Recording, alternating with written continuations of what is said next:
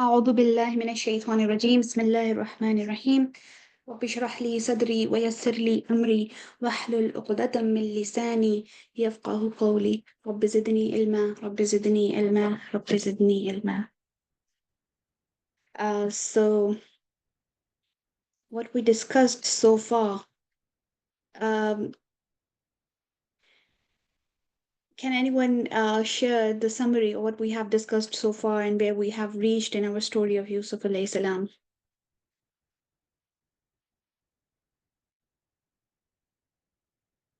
I think that's a very random question to ask. Let me just give you the summary that where we were in our story of Yusuf alayhi salam. So the famine has started in Egypt and it has taken over other areas across Egypt as well, so much so that it has reached Canaan. Canaan was a place where Yaqub alayhi salam and all of his family was still residing. So famine has touched them, and Yaqub alayhi salam's son reached Egypt to get some fair priced food, and then just to get Binyamin back to Yusuf alayhi salam. Yusuf alayhi salam put the cup in Binyamin's bag, and then by putting that cup and asking them that what is the punishment of somebody who stole in your tradition, and all of them, all of the other sons, the rest of the 10 sons, they said, uh, whoever the thief is, you can keep that thief as your slave. So this way, Yusuf alayhi salam kept Binyamin with himself. And now all of those 10 sons, not all of those 10 sons, 9 of those 10 sons have gone back to Yaqub alayhi salam.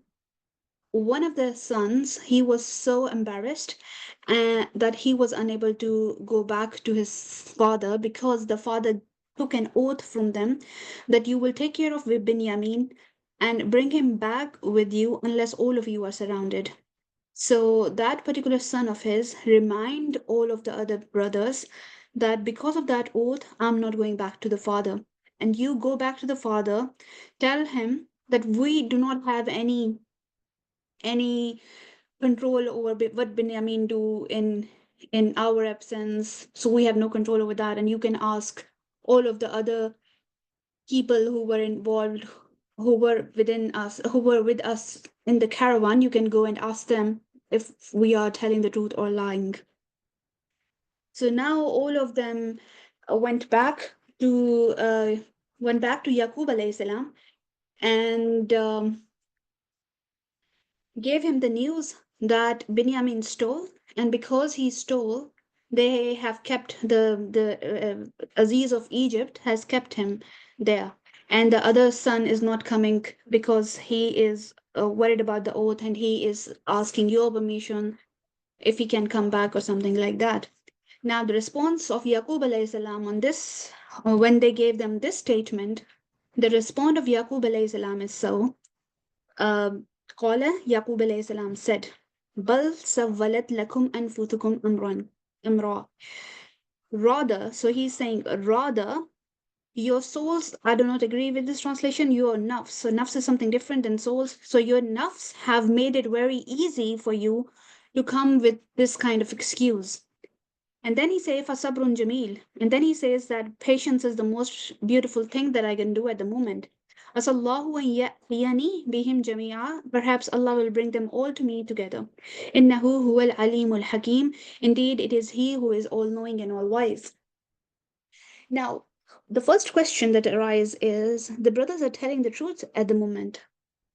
While previously, when we see in ayah number 18 of the same surah, when the brothers came back and said that Yusuf alayhi salam has been eaten by a wolf and this is his shirt stained with blood. So we didn't have any control. Now Yusuf alayhi salam has been killed. So at that moment, when the brothers were lying, the response of Yusuf alayhi salam was exactly the similar as his response was now when Binyamin was kept by the Aziz. Why is it so? Does anyone has any reflection on this, or can you make a wise guess that why Yaqub alayhi salam, he is such a learned and wise prophet, and how is it possible that he is giving the same response when the brothers are lying, and he's giving the same response when the brothers are telling the truth?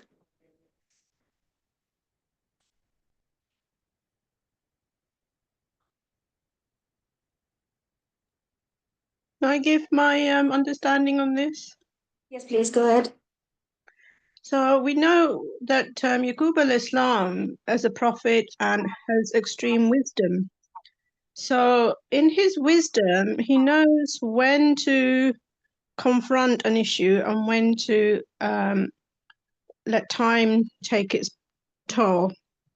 So he knew the characters of his sons. So in his wisdom, although because he knows the characters and what they're capable of, so it was in his wisdom to leave it to Allah subhanahu wa ta'ala rather than, confront them, whether they're telling a lie or I think he's got underlying understanding of his sons and the situation. So on this occasion, he may have well known that, they're telling the truth, but he's quite familiar with their nature as well. So Yeah. I think he leaves it to Allah subhanahu wa ta'ala. That's his tawakkul and his wisdom and his foresight. I mean, he's of age, so they're young. He's of age. With age comes a lot of wisdom, and not everything needs to be addressed face to face and opened up. Some things is better dealt with, to see how time takes over, what evolves over time, over certain. That's my understanding, is that he knew them then and he knew them now when they're lying about, when they're telling the truth about Bani Yamin. And so I think again it's a blessing from Allah. Allah's blessed him with patience and tawakkul, and he's not going to respond and he's not going to react like somebody who's not a prophet and who hasn't got the wisdom. That's my understanding. Yeah, so some part of it is I agree with that, but I think we need further clarification on why the same response was given both the times. Brother Sami, your hand is up. Yes, so the same response I have, in my opinion, because when I was studying this, Yaqub al-Islam giving the same response because of the past incident, and they were proven wrong because when they give the shirt of the Yusuf al-Islam, it was very clear the Yusuf al-Islam was not eaten by the wolf, and they were declared liars. Indirectly, obviously, he confronted them, but he did not say you killed him or anything. What you done to him? He did not confront them, but clearly he gave them a message. I know the truth because Allah has given me a peace, and that's true that He will be protecting Yusuf alayhi salam. But you have definitely done something wrong to my son Yusuf alayhi salam. So this is the past. They plotted the similar way, like given the oath to Yaqub alayhi salam that we will protect Yusuf alayhi salam. And when they took Binyamin, then they took the similar oath. So because of that reason, Yaqub alayhi salam did not trust them in the same in this occasion as well. To be precise, what I have researched from by reading lots of Mufassirun, and that's something that really convinced me, is when they came with the shirt blood stained, they were convinced that they will be able to tell their father that, oh, a wolf ate Yusuf alayhi salam. And then Yaqub alayhi salam said, "Qala bal sawwalat lakum anfusukum amra," that how easy your nafs have made this matter. How convinced you are, and how easy was it for you to tell this lie. And now again, when they came that Binyamin stole, Yaqub alayhi salam gave the same response, that how easy was it for you to be convinced and believe that Binyamin can steal. If we go back in the previous ayahs, they did not object at all to the Aziz of Egypt, that no, our brother is purely noble character. They did not object on that particular point. The rebuttal to the blame of the Aziz of Egypt, the rebuttal of these brothers were, oh yeah, he is a thief, and we know his brother was also a thief. So those 10 brothers were so easily convinced that Binyamin was a thief, and this is what Yaqub alayhi salam is referring, that how easily you have been convinced. How easy and how convincing, rather your souls have enticed you to something. Your nafs has made this matter so easy that you have came with this blame that Binyamin was a thief. The father knows his son. Binyamin cannot steal a cup above everything. Like, well, how can Binyamin steal? And then these brothers, they are coming to their father and telling them that, oh, because Binyamin stole, they kept him. And they are so convinced that, well, of course Binyamin could stole. That's why Yaqub alayhi salam is saying, "Qala bal sawalat lakum anfusukum amra," that you did not even stood by your brother. You did not even ask that your brother is not among the thieves. Rather you said, oh yeah, his brother was a thief as well. And the only thing they tried to convince the Egyptians of was, because our father is so old and he is a shaykhan kabirun, please let Binyamin go with us, otherwise our father is gonna be really cross. So this is the point that Yaqub alayhi salam, that we need to understand, that he understood the psychology of his sons, that how easily they have let Binyamin go. Yes, Sister Kazima, your hand is up. Please take the mic. Yes, my point is the same that you've explained, that the brothers were not telling the truth.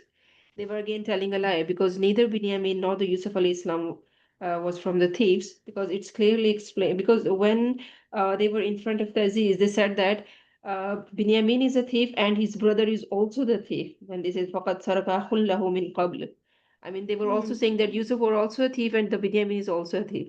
But neither Yusuf alayhi salam nor Binyamin, they were not from among the thieves, but the brothers are again telling a lie. They are not telling the truth. And Yaqub alayhi salam is a prophet. He know that uh, his sons are again making a wrong conversation in front of him. So he has Sabrun Jamil this time again. Yeah, Jazakallah khair. So now his next comment on this occasion is for Sabrun Jamil. Now let's imagine, let's go into the shoes of Yaqub alayhi salam. If I, God forbid, if I got to lose one of my children, and I don't know what is their situation, how well or bad they are treating my son. I already have lost my one son and now I've lost my second son. What would I would take a minute. We would take a pause and empathize with Yaqub alayhi salam, that if we were in his place, what would our response be? Let's take a minute and then write in the chat, what would our response be? I would write in the chat as well.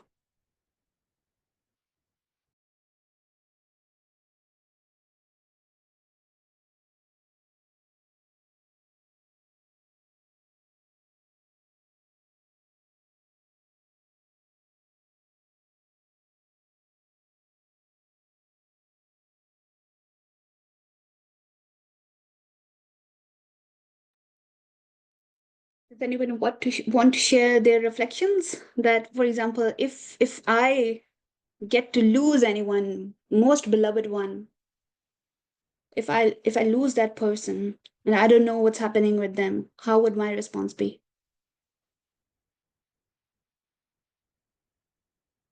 You can take the mic as well. Iman? Okay. Yeah, I would have gone all crazy. That's all I know. What I believe is I would be like, I need my child back, no matter what.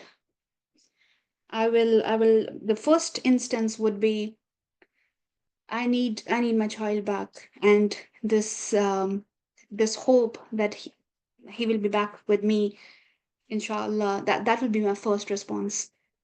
Kiran Krishan is saying, in the first instance, I think it would be devastating, but I would try to revert to Allah for help. I will lose my patience, and this time I will punish them. Without knowledge, gone crazy. With knowledge, sabrun jameel. Sabr, Sanobar is saying, may Allah keep us steadfast and protect us from all trials, inshallah. So our response would be like we would become chaotic. We would start speaking harsh language. We would start saying that why me? Why Allah has chosen me for this kind of a test? Or maybe we would just start blaming the people who make my child, who lose my child. So for example, if it's another family member who came with the news that I took your child with me, but somebody kidnapped my child, I would be beating that person out. I would be harsh and I will go insane with that particular person. But look at the reaction of Yaqub alayhi salam. Yaqub alayhi salam said, "Fasabrun jameel." Even if we don't know what does it mean, his first response of Fasabrun jameel is such a heavy thing that it's giving us lots of lessons and lots of parenting lessons and lots of lessons of Muslims trust on Allah. And then, after saying Fasabrun Jameel, we will come back to Fasabrun Jameel in a while. After saying this, he is saying, Asallahu an ya'tiyani bihim jamia. Perhaps Allah will bring them all to me. Because indeed it is Allah who is all knowing and the wise. He is still saying that Allah is all knowing and the wise. So now, let's see what is sabr, and we will come back to this ayah. What is sabr? The first thing that we need to understand, we do understand it somewhere inside us, but just to reiterate what we already know unconsciously is sabr is something that we do when the situation is good or bad. We never say that I got a new car and I will do sabr on it. Of course, sabr is done when the situation is really, really bad, when we have encountered a loss which is beyond which is beyond ourselves or our capacity. When we have these kind of loss, this is when we as humans do sabr. So sabr is not something that we do in ease or comfort. Sabr is when life breaks our heart. Not when you get a rise, but when you get news that really make us cry. So we need to do sabr when life really turns dark and painful. And within that particular circumstances, if we choose, like Yaqub alayhi salam chose, that he will be patient and he will be hopeful in Allah. That Allah is all knowing, all wise. Whatever has happened, this is within the greater plan of Allah. And I will keep my hope with Allah and something good will come out of it. Even though I am their father, their Rabb Allah is already there. Even if my children don't have me, they have Allah, will take care of them. So this is sabr. So for sabrun jameel is beautiful patience. What does patience look like? Does patience look like going in the bed and then not doing anything? This is what I used to think that patience is, not complaining and not crying and just laying in the bed and not doing anything and just try to stay calm and trust in Allah. This is what I used to think that patience is. But after understanding the story of Yusuf alayhi salam to some extent, what I started understanding is, by reading different tafsir, sabr means not to do anything that displeases Allah and keep on doing good even through pain. Yaqub alayhi salam is still good to his sons. He is not beating his sons. He has not thrown his sons out of their house. He has not disconnected himself from his sons. Generally, what we see in our society is the father say to his sons, "You are no more. I do not belong to you anymore. You are not my son anymore. You such ruthless creature. I don't belong to you anymore. You are not my blood." We are so used to these kind of dialogues from our dramas and movies that this is something which a Muslim parent would do, is cut ties with his son if the sons are so ruthless and so cruel towards rest of their brothers. But sabr means that I will continue fulfilling Allah's command, even though Yaqub alayhi salam cried so much that he lost his eyesight. that's all right. Emotions are not a sin. This is a very new thing to know, that emotions and expressing our emotions, this is expressing our emotions in a way that does not displease Allah within our boundaries. If we are really, really, really sad, yet we are not complaining, we are not doing anything to displease Allah, we are still fulfilling our responsibilities as a Muslim, as a parent, as a brother or sister, whoever, whatever role we are in, and we are still fulfilling Allah's commandments. Yaqub alayhi salam is still performing as a prophet. He is still teaching good to the rest of humanity around him, not only rest of humanity, also to the sons who has caused so much grief to him. Yaqub alayhi salam is still worried about their akhirah, still worried about how they are gonna how they're gonna do once he is gone.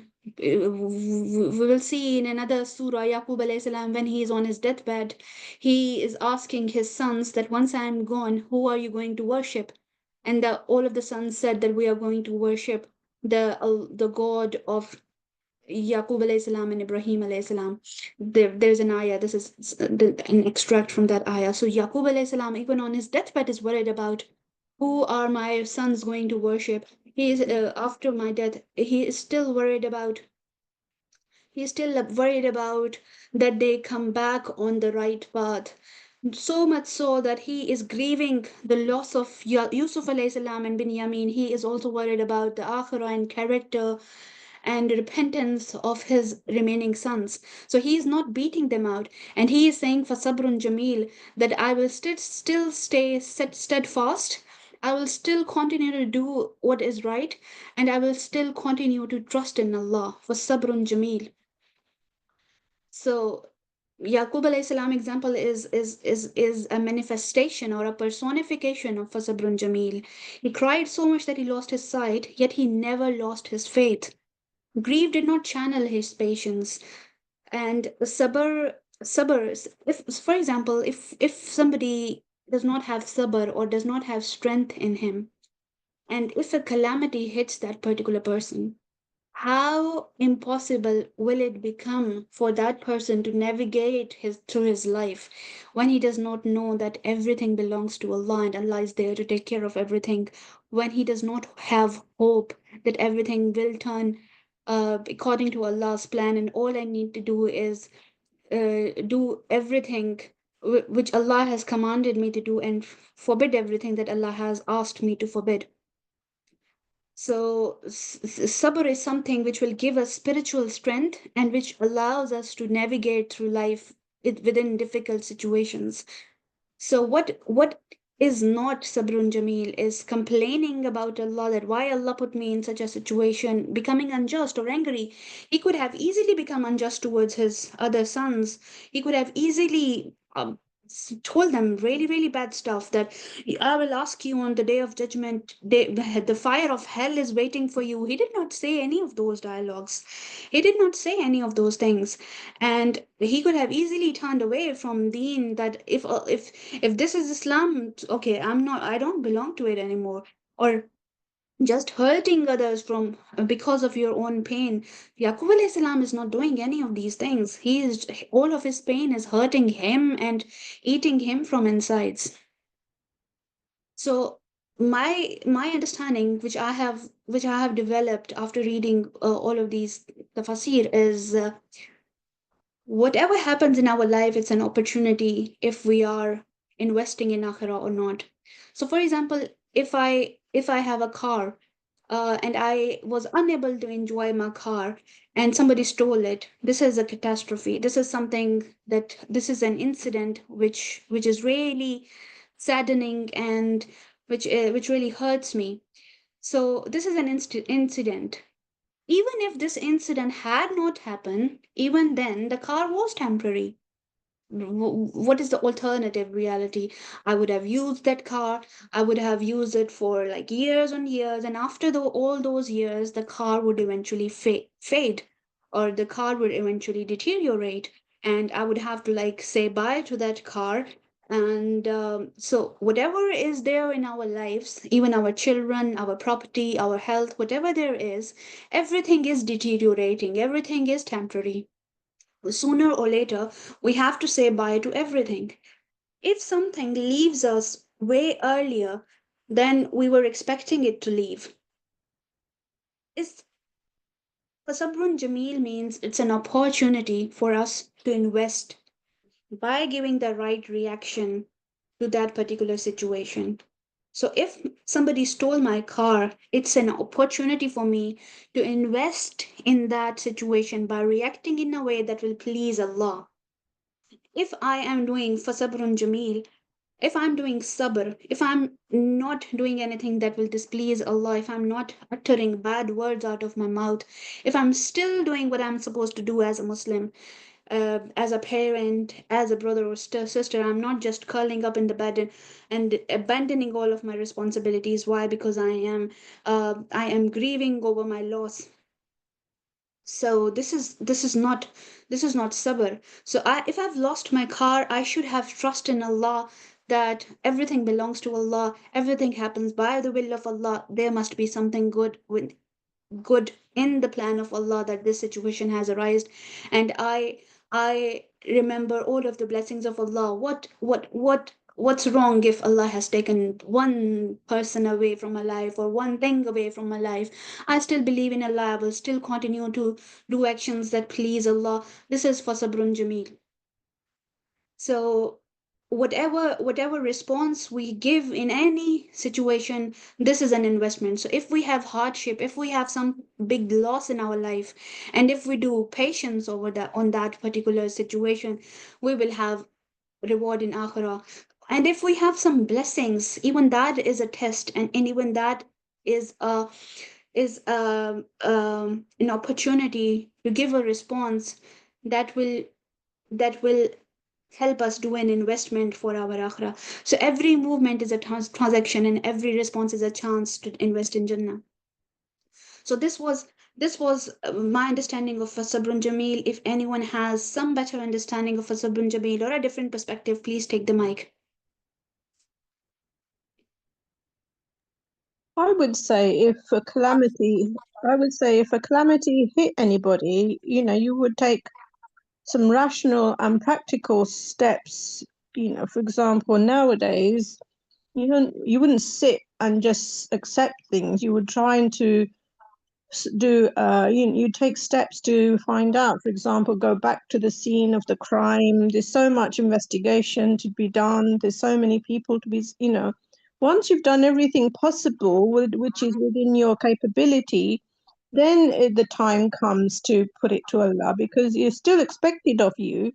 But what did you do when a calamity hit you? You can't just give in to calamity. Then as a person, no matter, you might be in a position of, you might have contacts, and you might have authority.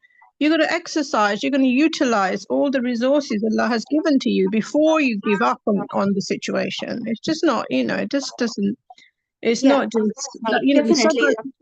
sabr Yeah, and definitely. comes in once you've exhausted all your whatever your avenues you can take in the situation of a crime scene or a theft scene, or you've been involved in an accident.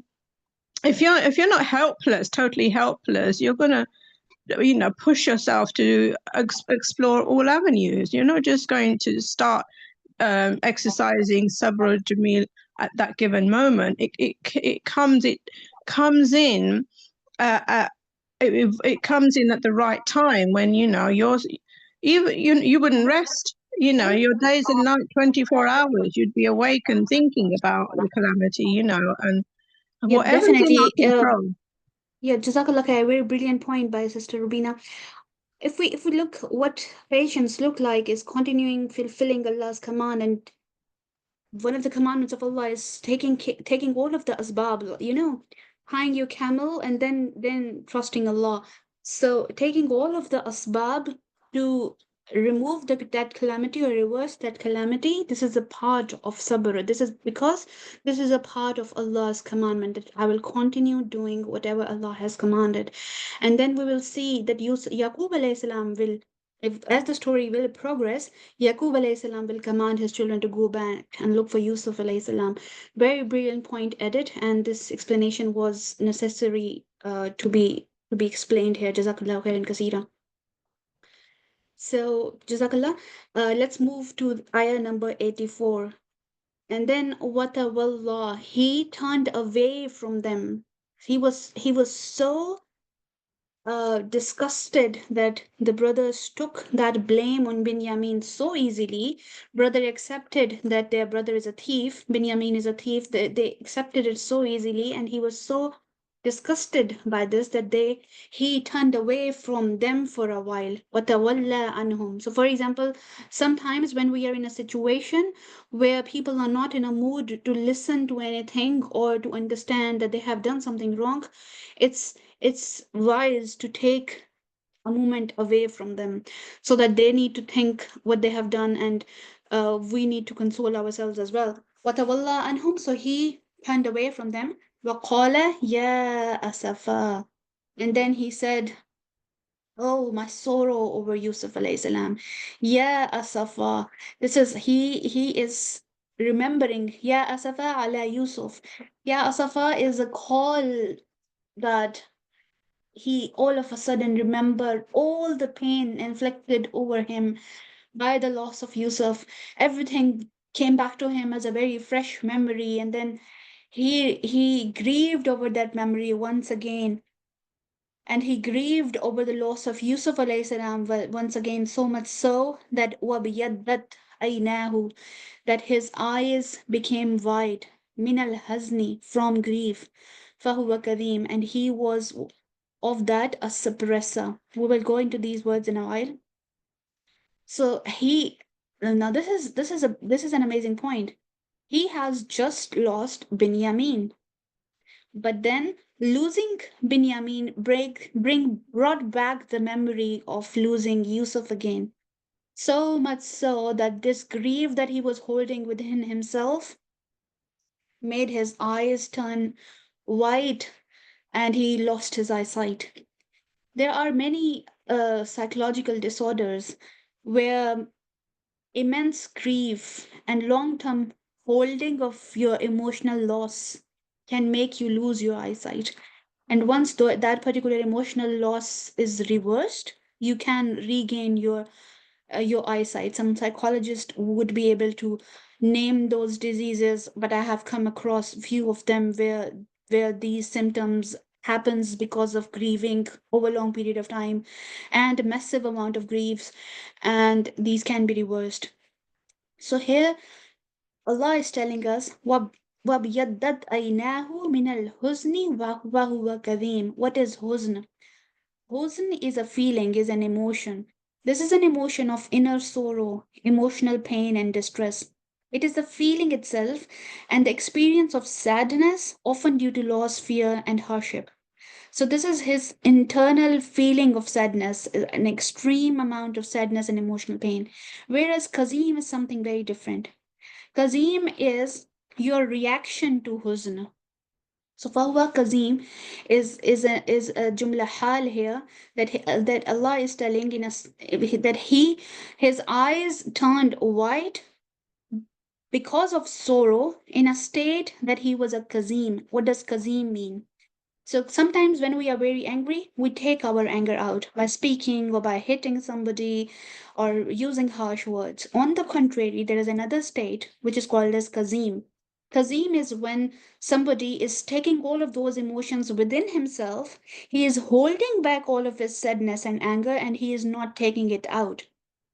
So look at this, the last line here. Think of husn as the storm inside, and Kazim as the dam that holds it back. So Yaqub alayhi salam is not taking all of his sadness and anger over anybody else. He is just keeping all of that sadness within himself, and keeping all of that sadness within himself and keeping all of that husn within him. He lost his eyesight, and then, after all these years, he said, Ya Asafa ala Yusuf. The memory of Yusuf alayhi salam is now fresh again. And now imagine what happened with all of those 9 brothers who heard it. The 9 brothers, they came back. The situation is of famine. Now they were worried about food, but they get hold of some food, and now one of their brother, he has stolen, according to them, he has stolen, and now it would be hard for them to go back and get more food from the Aziz of Egypt. And they claim that they love their father way more than anyone else, because remember they used to say, once we get rid of Yusuf, we will become so good, and our father should love us way more because we are an usba. We are a bunch of strong people.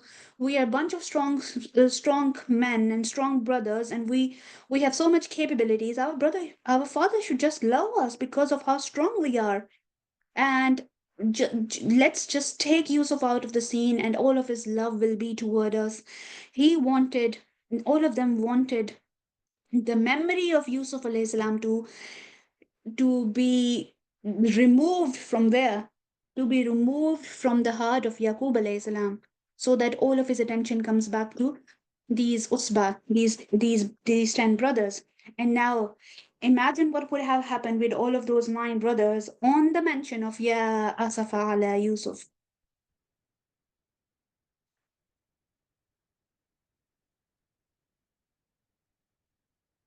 First, what did they tell their father about Yusuf alayhi salam? They told them that Yusuf has gone, Yusuf has been killed. And now when Yaqub alayhi salam is bringing back the mention of Yusuf alayhi salam, this shows so many things. This shows that Yaqub alayhi salam is telling and is confronting them that whatever you told about Yusuf alayhi salam, I still believe that was a lie. Why? And all these years I have been thinking that where is Yusuf? When somebody dies, you grieve over their death, and then that grief is over because you know that that person is back with Allah, back in wherever Allah has planned. Now, if somebody has been lost, you don't know where that person is, and that grief and that sorrow and that worriness does not fade. And so much so that that grief stayed with Yusuf alayhi salam, that on the loss of Binyamin, he lost his eyesight. Now look at the response of those 9 brothers. They said, Qalu, they said, Tallahi, by Allah, tafta'u, you're not going to cease, tadhkuru Yusufa, remembering Yusuf, hatta takunu haradan, until you became fatally ill, أو تكون من الهالكين, or you became one of those who perish. Now, if we look at this ayah carefully, now this is their reaction. Tallahi. They are not saying, now, what do you think the word Tallahi is an expression of? When do we say Tallahi? Sometimes we remember Allah and we take oath by Allah, we swear by Allah.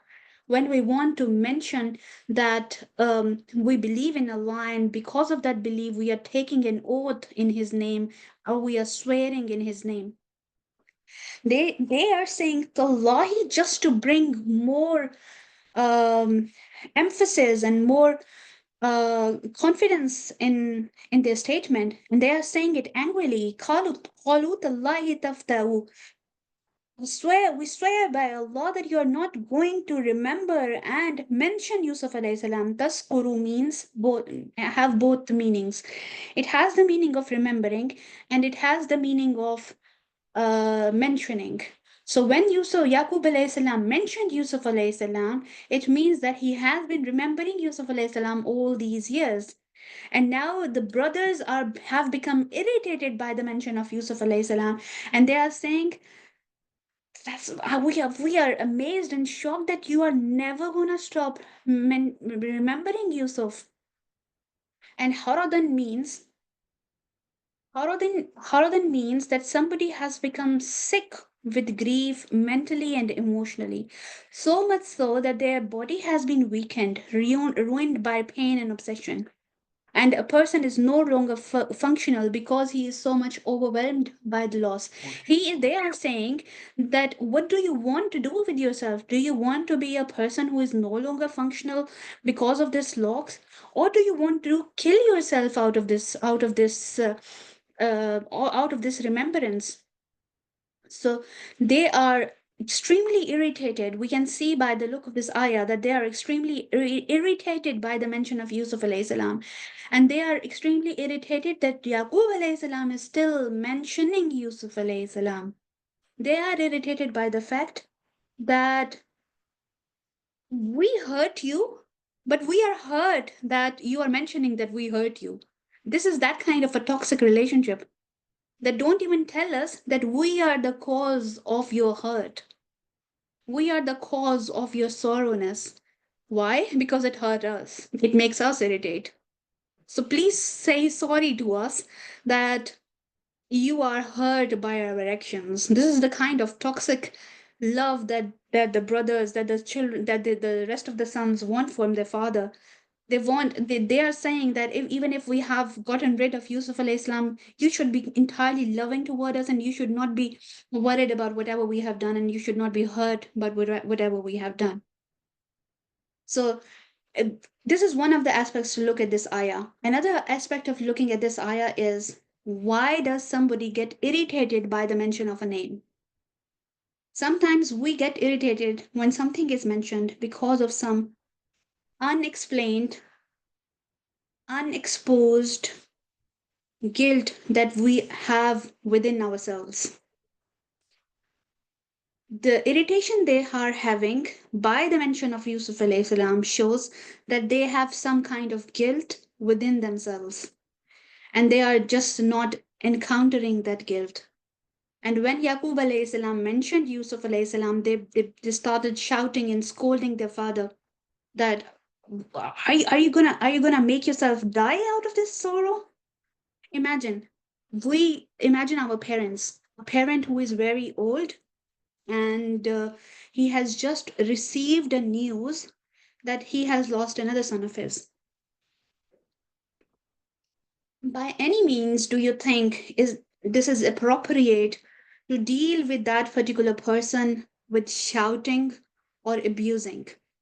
Why are they shouting or abusing, or why do they think that they have the right to shout or abuse at their father?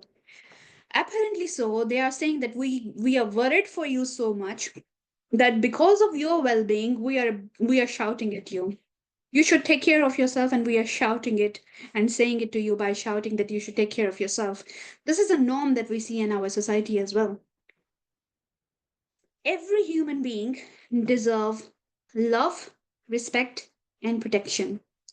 If another human being is taking care of another person, so for example, if parents are taking care of their children, or when they are old enough, if the children are taking care of their parents, even if they are providing them, this does not give them a license that they can shout on them or they can abuse them. This does not give them any license. So every human being is made to be dealt with love, respect, and dignity. Even if somebody is providing, it does not allow them to abuse or manipulate the other person. Now imagine this event, this dialogue happening between Yaqub alayhi salam and his children so many years ago in a small room where there is no recording device, nothing is around them. They have absolutely no idea that after all these years somebody would be discussing them, because Allah has chosen this thing, this trivial dialogue of theirs to be mentioned in Quran, to be mentioned in the final revelations. We have seen in the Quran that Allah does not mention so many things that we deem are important. So, for example, the names of these brothers are not being mentioned. When did it happen? It's not being mentioned. Lots of other names. Name of Yusuf alayhi salam's brother is not being mentioned. So many things are not being mentioned. The name of the Aziz of Misr, the name of the king of Misr is not mentioned. There are so many things that are not mentioned. Allah chose not to mention them. And then Allah chose to mention this particular dialogue between father and his children. Such a trivial matter, which if I am shouting at somebody, I would say it's such a trivial matter because I provide for them, because internally I love them, I have the right to be abusive to them. What if I'm shouting, and what if I'm being disrespectful? They know that I want their good ultimately. But Allah chose to mention this particular ayah. Allah chose to mention, to give us the understanding of this ayah, so that all of us know that few responses are crime. Their response to their father was a crime. Nobody is allowed to be abusive of their father or any of their parents. Even though they were the children of prophets, they are like great grandson of Ibrahim alayhi salam. They would be aware of the fact that parents are to be respected. We are not allowed to say oof to our parents. Yet they are shouting to their father in a way that it's entirely emotionally abusive. So sometimes what happen is, it doesn't even matter how much knowledge do we have, even if we are children of prophet, we sometimes lock all of our spiritual understanding in a box and forget about that box when we are dealing with day-to-day emotions and day-to-day chores. I think one of the profound lessons from this ayah is we should never let go of our spiritual understanding on how to deal with people, and always deal with people with love, respect, and dignity. Just like we see Yusuf alayhi salam, he is treating even his servants with such respect and dignity that he is even explaining why is he doing the way he is acting.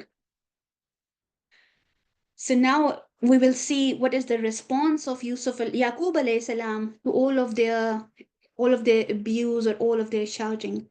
Yaqub alayhi salam is now making a boundary. He's saying, قَالَ إِنَّمَا أَشْكُ بَثِّي وَحُزْنِي إِلَى اللَّهِ وَأَعْلَمُ مِنَ اللَّهِ مَا لَا تَعْلَمُونَ. He is saying that I am complaining to you. You are not even worth that I will complain to you.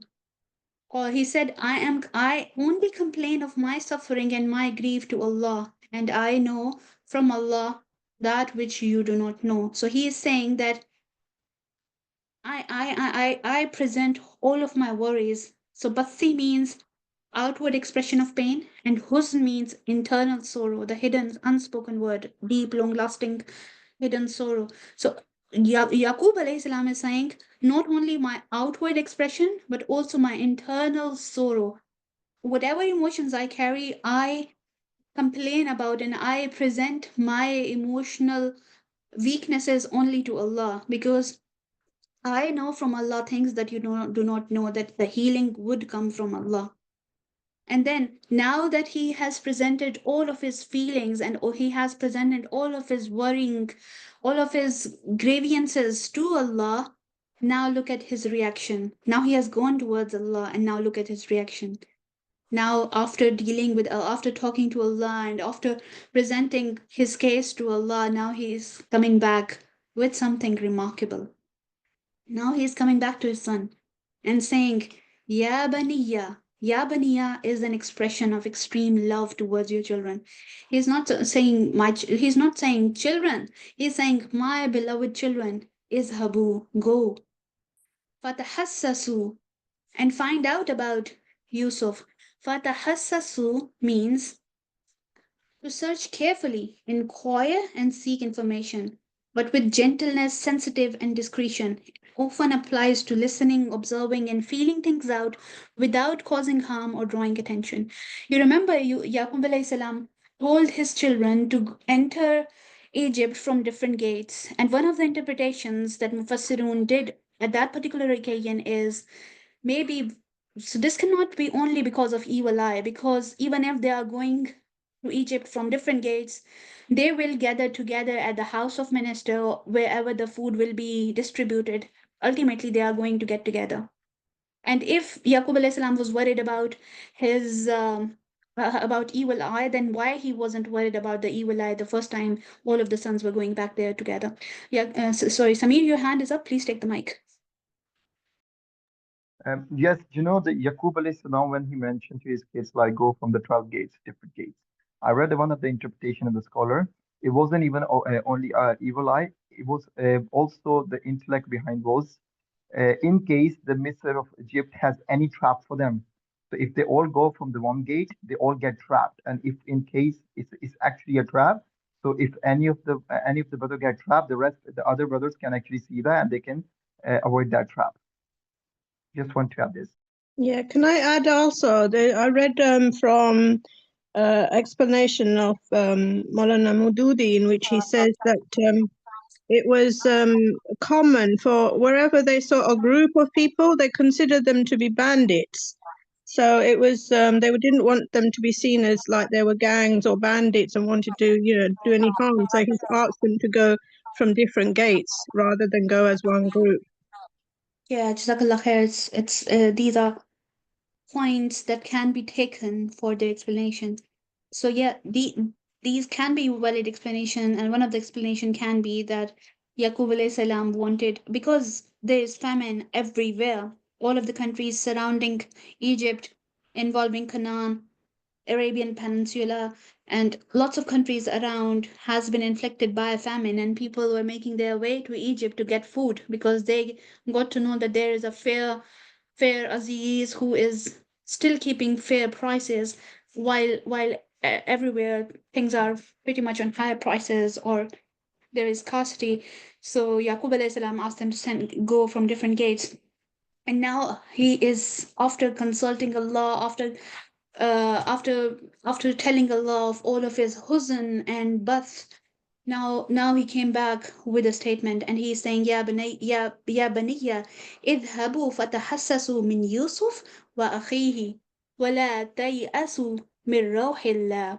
And he is saying, oh my dearest children, go and find out about Yusuf and his brother, and do not despair of the relief of Allah. And then he's saying, إِنَّهُ لَا يَيْأَسُ مِنْ رَوْحِ اللَّهِ إِلَّا الْقَوْمُ الْكَافِرِينَ. And he is saying, the only kind of people who get despair from the mercy of Allah and from the relief of Allah are disbelieving people. And he is reminding his son, after all of these shouting and everything, he is a father. He is a very wise father, and he understands the pain those brothers are going through. He understands the reason behind their behavior. He understands that there is something within themselves which is causing them to be so much irritated about his mention, and this is something unhealed, undealt with, an undealt with guilt that now needs to be dealt with. So he is talking to them, he is giving them advice that go and be sensitively, be very, very careful, and be very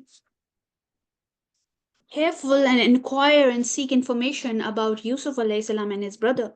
And keep your hope alive that one day we are going to find all of our brothers, because Yusuf Yaqub alayhi salam initially said that Asallahu an ya'tiyani bihim jamiya, that I hope that all of them will come back to me together one day. And now he is telling all of his sons to go and find out about his brother. Now we need to understand the difference between fatahassasu and tajassasu. Tajassasu means spying, often with a negative intent. This is called as tajassasu. In here, Yaqub alayhi salam is saying fatahassasu, that be very careful in your observation and try to figure out where Yusuf can be. فَلَمَّا دَخَلُوا, so when they entered alayhi, upon Yusuf alayhi salam, قالوا, they said, يا أيها العزيز, O Aziz, مسنا وأهلنا الضر وجئنا ببضاعة مزجاة. Now they have entered Yusuf alayhi salam really in a very humbling way, and they are saying, "Oh Aziz, adversity has touched us and our family, and we have came with goods very poor in quality." Oh, there is something very, yeah. وجئنا ببضاعة مزجاة. بضاعة Bida'atin means merchandise or trade goods. And what kind of trade goods are these? These are musjah. These are of very low value, deficient, and not even worthy of full price. So they, whatever they could gather now, whatever was left with them because of this famine, whatever was left with them, they brought some goods. Instead of bringing some money back, they have brought some goods now, and the goods are something very low, very cheap in quality. And now they are demanding فَأَوْفِ لَنَا الْكَيْلَ وَتَصَدَّقْ عَلَيْنَا. And they are saying that even though these goods are of very poor quality, please give us full measure وَتَصَدَّقْ عَلَيْنَا, and be charitable to us. إِنَّ اللَّهَ يَجْزِي الْمُتَصَدِّقِينَ. Indeed, Allah rewards the charitable. Now they have come back to in the court of Yusuf alayhi salam, and instead of asking about Binyamin straight away, they are saying that we have brought very poor quality of goods, and adversity has touched us, and please give us, even though these goods are of very bad quality, please give us full scales, please give us full measures, and be charitable to us. Now, looking at the miserable situation of his brothers, the brothers who used to say themselves as an usba, as strong and powerful people, the people who were so rude and arrogant about their power, now they are back in the court of Yusuf alayhi salam in a very humbling state, asking or begging for goods and asking for even charity. Now this is the point when Yusuf alayhi salam broke down, and he said, قال هل علمتم ما فعلتم بيوسف وأخيه إذ أنتم جاهلون. He said, do you know what you did with Yusuf and his brother when you were ignorant? And now they are shocked and they say, قالوا أئنك لا أنت يوسف. They said, are you? أئنك لا أنت. Inna is also for Takid, and La is also for Takid. So the two of the Takid are combined together in a single ayah. You? Are you sure you are Yusuf? قال أنا يوسف وهذا أخي. He said, I am Yusuf, and this is my brother. And then Yusuf alayhi salam said, قد من الله علينا. Certainly Allah has favored upon us. And then he said, إنه من يتقي ويصبر فإن الله لا يضيع أجر المحسنين. And Yusuf alayhi salam go on and said, indeed, whoever fears Allah and is patient, then indeed Allah does not allow the reward of those who do good to be lost. Now, let's do the empathy exercise once more. A brother who was so imagine Yusuf alayhi salam, he was being thrown in the well because of his brothers. And then the sequence of events that followed just by them abandoning Yusuf alayhi salam and throwing them in the well. Imagine the pain and the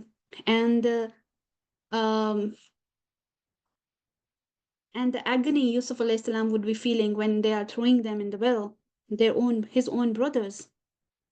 And at such a small age, and then all of this sequence of events, and now Yusuf alayhi salam is on top of the hierarchy, and all of these brothers are at the bottom of the hierarchy and are being humbled. And now Yusuf alayhi salam could have said them lots of things. He could have said them that you will burn in the fire of hell. He could have given them a good lecture about how bad people they are, how arrogant they were, how ruthless they dealt with Yusuf alayhi salam. He could have said so many things. But look what he chose to say instead. He said, Qala ana Yusuf wa haza akhi. Qad manna Allahu alayna. He said, Allah has favored us.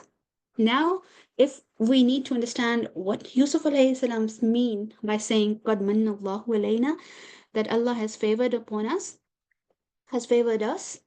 was it in wealth? Was it in status? Was it in ranks? Was it in beauty? Was it in wives? No. Yusuf alayhi salam is saying that Allah has favored them in a way that Allah gave them the opportunity that they would do taqwa and they would do sabr whenever any circumstance would arise. They would, in every circumstances, they would respond in a way that will please Allah. Yeah, Yusuf alayhi salam had a very good opportunity to go up in the hierarchy when Zulaykha slandered him, when Zulaykha invited him. He had a very good opportunity. Yusuf alayhi salam had a very good opportunity when the king invited him from prison for the first time, but he chose to stay in the prison. He chose to stay protected unless he was sure that once he is out, he would be safe from all of those ladies. So when Yusuf alayhi salam is saying, Qad manna Allahu alayna, that Allah has certainly favored us, he is not only talking about the wealth and the status and the ranks, he is talking about the opportunities and the guidance from Allah, that both of them reacted in every situation with taqwa and sabr.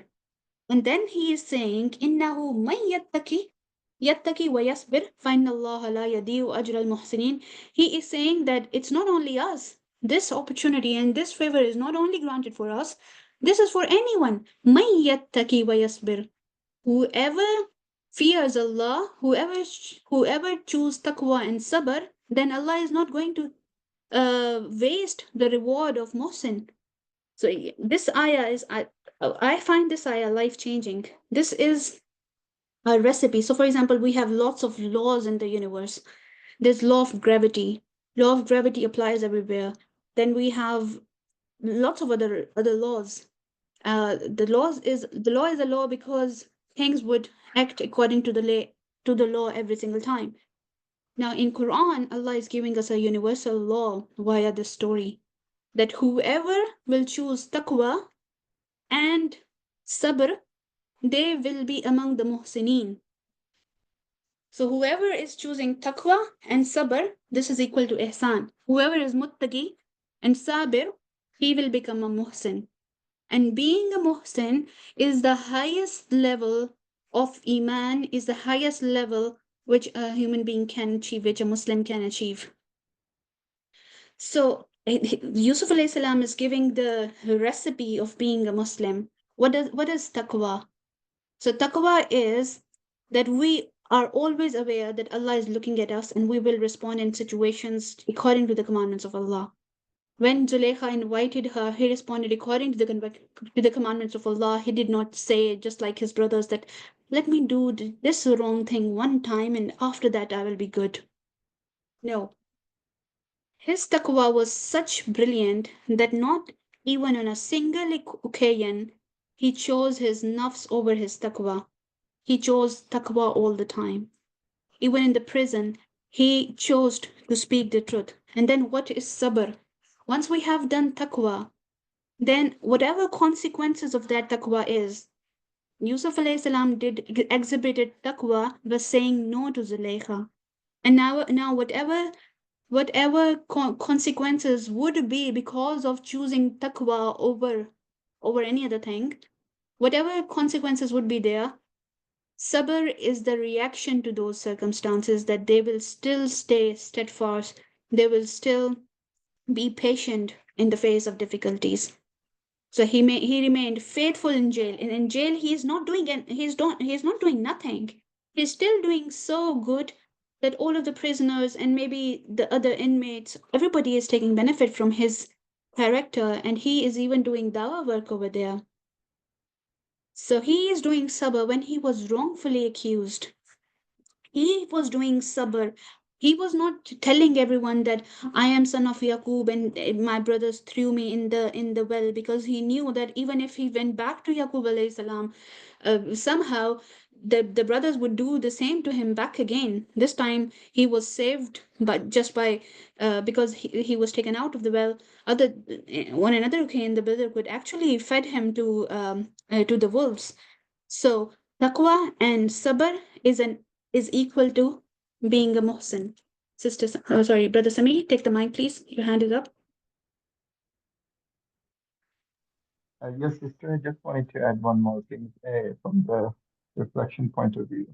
You know, like in our current times, like most of the people have no resources or anything, and they always saying like, when we have a resources and a power, then I'll do the work of Allah. When we look at the Yusuf of Islam, just of the work of Allah, even though he was in a prison without any resources, but as much still continue to do the work of Allah subhanahu wa ta'ala. That's it. Thank you. Yeah, Jazakallah. And Sister Kiran has made a very valid point. Kiran, can you take the mic and tell the point to everyone? Assalamu alaikum. No, I just wanted to say, I think that this is an outcome of Sabrun Jamil, that although Hazrat Yusuf and Hazrat his father also had ample opportunities to take revenge for the grief that they were put through, but actually even in the end, when the time comes, they did not avenge it. So having being at that status where you can actually let go and forgive, I think it's just amazing, because even when we as hear or read that story, it's very heart-wrenching that such a small child, and you throw it in a well, and then all that he went through, and then in the end he just had such a big heart to just forgive everybody in a minute. So subhanallah, may Allah give us all that kind of a faith, inshallah.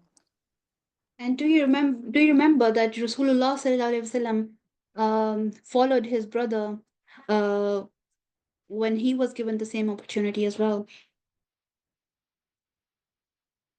Rasulullah sallallahu alaihi wasallam forgave the Quraysh after Oh yes, yeah, I see what you're saying. Makkah, and then Rasulullah sallallahu alaihi wasallam said, Brother Samir, do you want to present that point?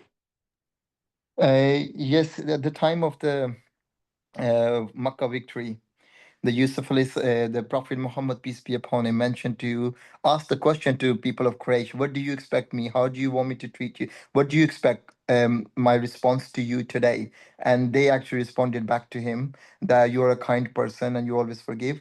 So he said, okay, I will follow. Actually, I will do the same to you, what Yusuf alayhi salam, my brother, Yusuf alayhi salam did to his own brothers. Jazakallah khair. So what a beautiful reaction and reminder. So these are the manual on how should we respond on different circumstances. How a brother is dealing with his brothers, how father, lots of parenting techniques we are learning from Yaqub alayhi salam. So if my child would become lazy or less disciplined or less responsive of her responsibility, I would be scolding and angry on her all the time. I will be putting her in guilt, making her go through guilt all the time.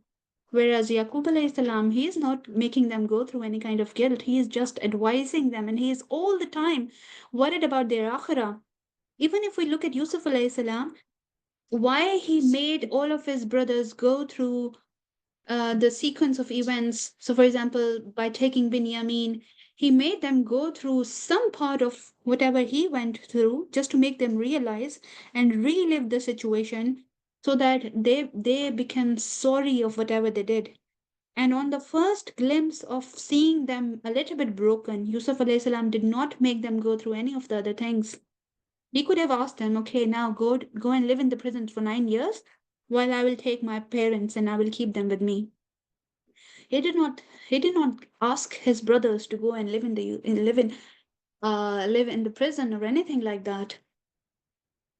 And then they said after this response of Yusuf alayhi salam, that whoever exhibits taqwa and whoever exhibits sabr, Allah does not waste the reward of those who do good. So Yusuf alayhi salam is somebody who has been asking the farmers to keep on growing day and night, and he was somebody who preserved the crop so that the hard work of all of those farmers does not go to a waste. Just like in the physical world, he knows that by preserving the goods in this way, they won't be wasting all the hard work of the farmers. Just like in spiritual world, he is telling a remarkable lesson that whoever has taqwa and sabr, his rewards won't be wasted with Allah. And he is saying that if Allah has qad manna Allahu alayna, that Allah has favored on us, and this was the recipe. And whoever goes through adopt this recipe, they can be just like us. They can have manna Allahu. They can have the blessings of Allah. And then the brother said, قالوا تالله لقد آثرك الله علينا وإن كنا لخاطئين. And they said, by Allah, certainly Allah has preferred you over us, and indeed we have been sinners. And now the brothers have themselves seen that what are the responses of Yusuf alayhi salam compared to their own responses. How Yusuf alayhi salam has been able to feed a whole society just by his careful planning and his foresight of future and hard work. They were able that his mannerism and his generosity and his fairness have led so much good consequences compared to the consequences of the actions they themselves have brought. So they are saying, by Allah, certainly Allah has preferred you over us, and indeed we have been sinners. And then now Yusuf alayhi salam, he could have said so many things that you have no idea what you guys had done to me. You have no idea what I went through. I was a slave, and then I was a prison. He said nothing. He said, Qala, he said, La tasriba alaykum al-yawm. No blame, no punishment would reach you. No blame will be there upon you today. Nobody in Egypt would be allowed to humiliate you. Everything is happening in the court of Yusuf alayhi salam, and there would be servants and there would be guards. And now he is saying that nobody would be allowed to talk anything bad to you. You will be treated with respect and dignity and love. And then he's saying, Yaghfirullahu lakum. Allah will forgive you. Wa huwa arhamur rahimin. He is the most merciful of the mercifuls. And then he said to all of them, Idhabu bi kamisi. Take this and go with my shirt. Haza fa'alquhu ala wajhi abi ya'ti bathira. And cast it over the face of my father, and he will become seeing. Wa'tuni bi ahlikum ajma'in. And then he said, bring me your family all together. فلما فصلت العير قال أبوهم إني لأجد ريح يوسف لولا أن تفندون. And when the caravan departed from Egypt, their father said, indeed, I find the smell of Yusuf alayhi salam, and would say that he was alive if you did not think me weakened in mind. So now he is saying to the rest of the family, who, like their family members, the wives and their grandchildren and the wives of his sons, he is saying them that I can smell Yusuf alayhi salam. Even when the caravan that was bringing his shirt, they were way far behind. Yaqub alayhi salam is saying, I can smell the shirt, I can smell my son. And now, and then he again mentioned that you would think that I have gone insane. And this is what they say. They said, قالوا تالله إنك لفي ضلالك القديم. They said, by Allah, indeed you are in your same old error. They are like, our father, he is really crazy and is gone insane, and he is again saying the old stuff back again. فلما أن جاء البشير ألقاه على وجه فارتد بصيرا قال ألم أقل لكم إني أعلم من الله ما لا تعلمون. And when the bearer of the good tidings arrived, he cast it over his face, and he returned once again seeing. And then Yaqub alayhi salam said, did I not tell you that I know from Allah that which you do not know? He is saying that I had feelings given from Allah that Yusuf is still alive, and you didn't know, and you didn't used to believe me. Brother Samir, when you wanted to say something, do take the mic, please. قالوا يا أبانا استغفر لنا ذنوبنا إنا كنا خاطئين. And now all of the brothers and whatever family they have, now they are saying, they said, oh our brother, ask for us forgiveness of our sin. Indeed, we have been sinners. And then Yaqub alayhi salam said, قَالَ سَوْفَ أَسْتَغْفِرُ لَكُمْ رَبِّي. He said, I will ask forgiveness for you from my Lord. إِنَّهُ هُوَ الْغَفُورُ الرَّحِيمُ. Indeed, it is He who is forgiving and merciful. فَلَمَّا دَخَلُوا عَلَى يُوسُفَ آوى إليه أبويه وقال ادخلوا مصر إن شاء الله آمنين. And when they entered upon Yusuf alayhi salam, now Yusuf alayhi salam must have sent cards and guards, and in the narrations of Talmud, it is said that the guards and even the officials of Egypt, they all of them stood for inviting, for greeting Yaqub alayhi salam, and greeting them. And it was a day of celebration when Yaqub alayhi salam arrived Egypt with all of the dignity and grandeur. Yusuf alayhi salam must have sent few cards and few guards to receive his parents. And when they entered upon Yusuf, he took his parent to himself and said, enter Egypt, Allah willing, safe and secure. فَلَمَّا دَخَلُوا عَلَى يُوسُفَ آوَى. Awa means to take somebody in protection. إِلَيْهِ أَبَوَيْهِ. Yusuf alayhi salam took his father in his father, not only his father, Abaway means Abawayni, both of his parents. Yusuf alayhi salam took both of his parents in his protection. Not only, so imagine when a child is a little bit scared, what does a parent do? Does the parent only say, I love you, and just by saying I love you, give security to the child? Or when the mother comes or father comes and hug the child feels secure. Exactly the similar way, Yusuf alayhi salam has not only expressed his love and compassion towards his parents, not only verbally but also physically. He took them in his protection. He made them sit along with him on his throne as a symbol that this throne and this status that Yusuf alayhi salam is on at that particular movement, this has nothing to do between this is nothing between him or Yaqub alayhi salam. Yaqub alayhi salam is as close to Yusuf alayhi salam just like they were during their childhood, and the thorn and the status, this is not that would come in between this father and the parents and Yusuf alayhi salam. This is the gesture that Yusuf alayhi salam chose to do to make his parents protected and make his parents feel that they are exactly on an equal standing. Brother Sami, please take the mic. I don't want to add something, but more like I want to ask a question to the people. Like, why did Yusuf alayhi salam send his shirt and ask his brother to put on the face of Yaqub alayhi salam, and that will bring his eyesight? So, and also in our culture and especially in the Muslim community, we also like been told that Allah subhanahu wa ta'ala said, respect your parents so much.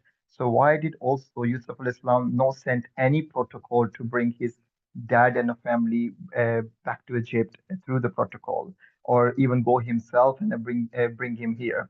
Why did he send his brother to with his shirt to go to his dad and ask him to do this and bring your whole family to Egypt back to me? Can I just give the readings from the tafsir that I hold? It's at this time, it was by Allah's will. This is Allah's blessing, that it not before and not, it was the timing that Allah allowed the smell of the shirt to reach Prophet Yusuf, Yaqub al-Islam. So it could have happened, the shirt was there, but it was at this point that with Allah's blessing that he was able to smell from the shirt. So it's this is something that Allah allows with his will, when it happens and how it's going to happen. Can I give the answer? Yeah, sure, sister, go ahead.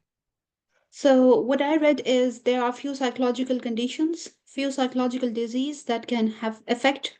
So if you are emotionally very unwell, this can affect your physical well-being, because he was so emotionally weakened, and he was in such bad sorrow that it affected his eyesight.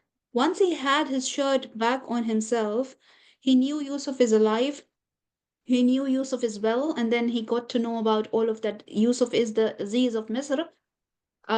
Because the sorrow was gone, his eyesight came back. This is a psychological condition. I have forgotten its name. I forgot to put the slide on, but this kind of disease can be reversed when the cause of that disease is reversed. So this is my understanding about that particular question. And then second question, why didn't Yusuf alayhi salam himself went to pick his father? So there are two questions. Why Yusuf alayhi salam, as soon as Yusuf alayhi salam became the authority in Egypt, why didn't he go straight away to his father and brought him back? One of the reasons that I found convincing is he trusted in the plan of Allah. And the responsibility that Yusuf alayhi salam got at that particular time was they had to crop and they have to farm day in, day out. There was a word for that they need to the interpretation of the dream was they need to crop continuously without stopping. And the kind of emperor and the kind of Aziz Yusuf alayhi salam is, it shows that he knew everything that was happening in Egypt. He knew who is coming, he knew who was going, how much food every caravan or every individual is taking. There was no scene of any corruption or any deception, because this is famine and everybody is dependent on the resources that Egyptians have secured for their survival. So, because the situation is so tough and needed supervision, his own supervision, he did not compromise his responsibilities. And then he wanted his brothers to go through this, to relive the situation, view of the situation, so they start repenting and they start to become humble and realize their mistakes. So, because he wanted all of them to go through that series of repentance, he chose not to go to Yaqub alayhi salam himself, and even he sent the security guards and he sent the buggy, the carts or whatever there was at that time. He sent them, and once they are here, he gave them all the protocol. He gave them his own throne. He gave them all of the respect and dignity. So it shows that inspired, he has all the respect and dignity and all the keenness to see his father.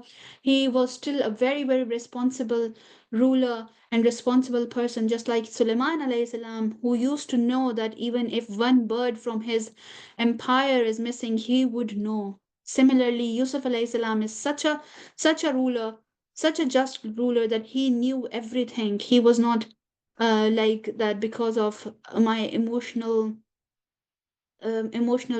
well-being, let me do these kind of things and leave my responsibilities towards somebody else. This is my understanding, what I have found by reading different tafasir. Wallahu alam, it's Allah who knows the exact answer to this. If anyone else want to share their reflections, please take the mic.